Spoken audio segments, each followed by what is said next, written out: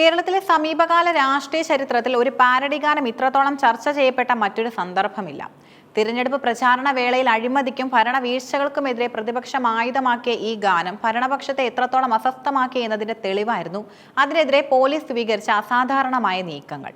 എന്നാൽ നിയമപരമായ പഴുതുകളും പൊതുജന രോക്ഷവും തിരിച്ചടിയായതോടെ ആഭ്യന്തര വകുപ്പ് ഈ നീക്കത്തിൽ നിന്ന് പിന്തിരിയുകയാണ്. ശബരിമല ക്ഷേത്രത്തിലെ സ്വർണ്ണവിഹിതത്തിലെ തിരിമറി നടന്നുവെന്ന ഓഡിറ്റ് റിപ്പോർട്ടുകളും പരാതികളും പശ്ചാത്തലമാക്കിയാണ് പോറ്റിയെ കേറ്റി എന്ന ഗാനം പുറത്തിറങ്ങിയത്. ഒരു ഭക്തിഗാനത്തിന്റെ ഈണത്തിൽ തയ്യാറാക്കിയ ഈ പാരഡി ഭരണ സംവിധാനങ്ങളെയും ദേവസ്വം ബോർഡിനെയും രൂക്ഷമായി പരിഹസിക്കുന്നതായിരുന്നു. സോഷ്യൽ മീഡിയയിൽ നിമിഷ നേരം കൊണ്ട് വൈറലായ ഈ ഗാനം സാധാരണക്കാരായ വോട്ടർമാരിലേക്ക് അഴിമതിയുടെ സന്ദേശം എത്തിക്കുന്നതിൽ വലിയ പങ്കുവഹിച്ചു. ഇടതുപക്ഷത്തിന്റെ തിരഞ്ഞെടുപ്പ് തോൽവിക്ക് പിന്നിലെ പ്രധാന ഘടകങ്ങളിലൊന്ന് ഈ ഗാനമാണെന്ന് CPM കേന്ദ്രങ്ങൾ പോലും വിലയിരുത്തുന്ന തരത്തിലേക്ക് ഇതിന്റെ സ്വാധീനം വളർന്നു. ഗാനം വൈറലായതോടെ ഇത് മതവികാരം വ്രണപ്പെടുത്തുന്നുവെന്ന പരാതിയുമായി CPM അനുകൂലികൾ രംഗത്തെത്തി. തിരുവനന്തപുരം സൈബർ പോലീസ് IT നിയമപ്രകാരം കേസെടുക്കുകയും വളരെ വേഗത്തിൽ നീക്കങ്ങൾ നടത്തുകയും ചെയ്തു. ഗാനം നീക്കം ചെയ്യണമെന്ന് ആവശ്യപ്പെട്ട് ഫേസ്ബുക്ക്, ഇൻസ്റ്റാഗ്രാം, യൂട്യൂബ് തുടങ്ങിയ പ്ലാറ്റ്ഫോമുകളുടെ മാതൃകാ കമ്പനിയായി മെറ്റയ്ക്ക് പോലീസ് കത്തയച്ചു. ഒരു ക്രിമിനൽ കുറ്റത്തിന് നൽകുന്നതിനേക്കാൾ വലിയ ഗൗരവത്തോടെയാണ് പോലീസ് ഒരു പാരഡി ഗാനത്തിന്റെ പിന്നാലെ പോയത്. ഇത് കേരളത്തിലെ സാംസ്കാരിക മേഖലയിൽ വലിയ പ്രതിഷേധത്തിനും ഇടയാക്കി. ആവിഷ്കാര സ്വാതന്ത്ര്യത്തിന് വേണ്ടി വാദിക്കുന്ന ഇടതുപക്ഷ സർക്കാർ ഒരു പരിഹാസ ഗാനത്തിനെതിരെ ഇത്രയും കടുത്ത നടപടി സ്വീകരിച്ചത് വലിയ വൈരുദ്ധ്യമായി ചൂണ്ടിക്കാണിക്കപ്പെട്ടു. മതവികാരം വ്രണപ്പെടുത്തി എന്ന ആരോപണം നിയമപരമായി നിലനിൽക്കില്ലെന്ന് നിയമവിദഗ്ധർ അഭിപ്രായപ്പെട്ടു. അഴിമതിയെക്കുറിച്ചുള്ള വിമർശനം എങ്ങനെയാണ് മതവികാരത്തെ ബാധിക്കുന്നത് എന്ന ചോദ്യം പൊതുസമൂഹത്തിൽ നിന്ന് ഉയർന്നു. ഇടതുപക്ഷ സഹയാത്രികരും എഴുത്തുകാരും പോലും പോലീസിന്റെ ഈ അമിത ആവേശത്തെ വിമർശിച്ചതോടെ സർക്കാർ പ്രതിരോധത്തിലായി. ഈ വിഷയത്തിൽ പ്രതിപക്ഷ നേതാവ് VD സതീശൻ നേരിട്ട് മെറ്റ കമ്പനിക്ക് കത്തയച്ചത് മറ്റൊരു വഴിത്തിരിവായി.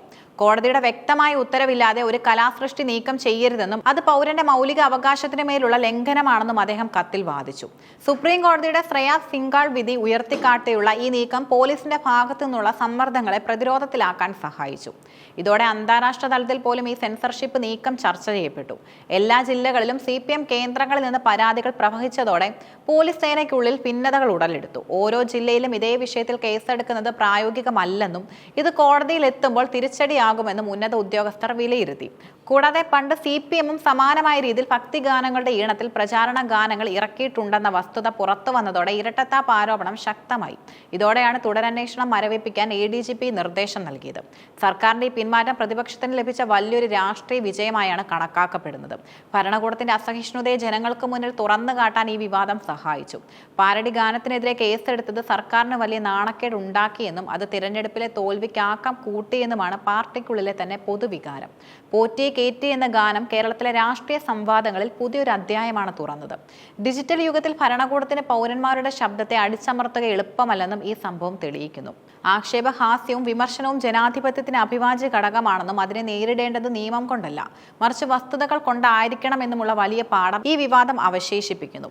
കേസുകൾ പിൻവലിക്കാനുള്ള തീരുമാനം ജനാധിപത്യപരമായ വിവേകത്തിന്റെ വിജയമാണ്.